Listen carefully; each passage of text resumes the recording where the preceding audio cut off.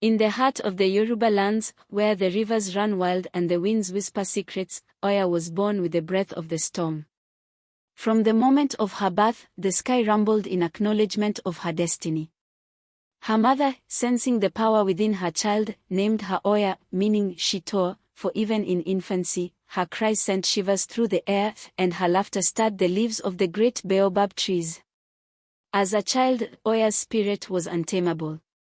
While others feared the storms, she ran toward them, arms open, face lifted to the heavens as if she could embrace the wind itself.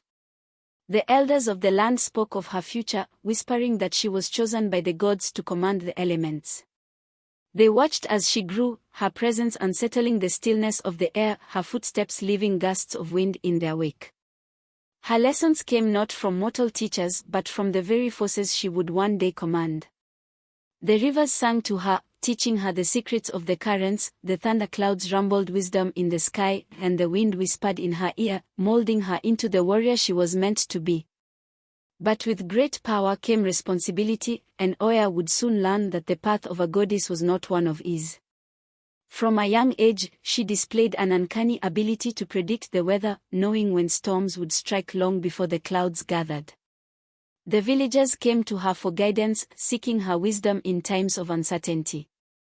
Though young, Oya bore the weight of their trust with pride, knowing that her purpose was far greater than herself.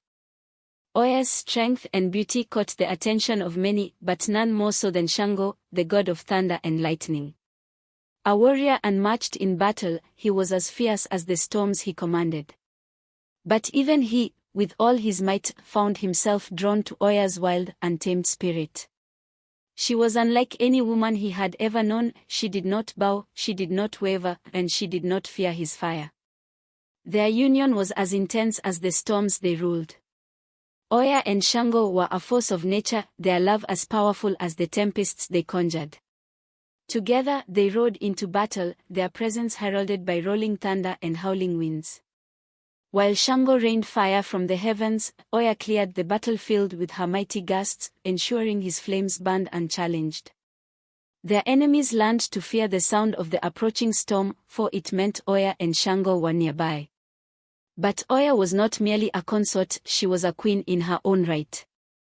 She ruled with wisdom and justice, her decisions guided by a deep understanding of both the living and the dead. She did not revel in destruction for its own sake, for she understood that true power lay in transformation.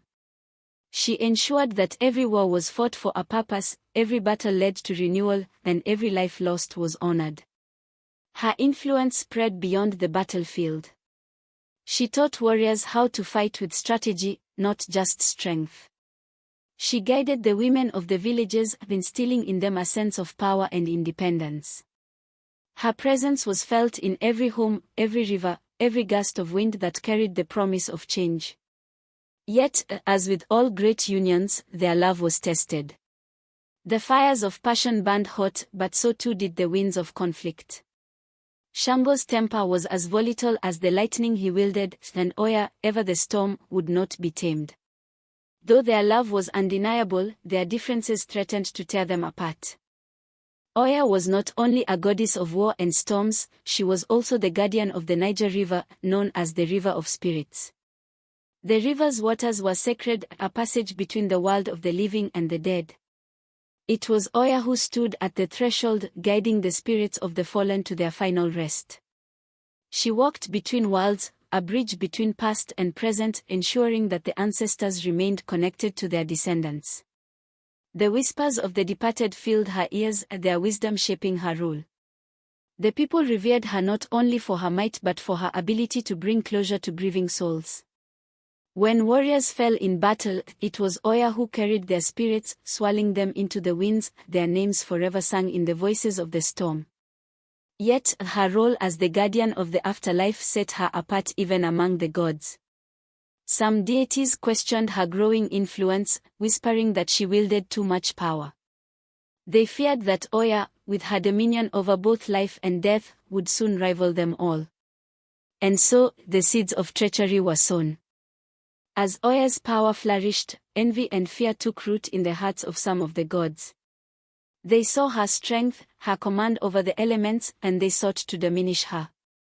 Whispers reached Shango's ears, rumors that Oya had grown too ambitious, that she sought to eclipse him as the ruler of storms. At first, he dismissed them. He knew Oya's heart, knew that she was loyal.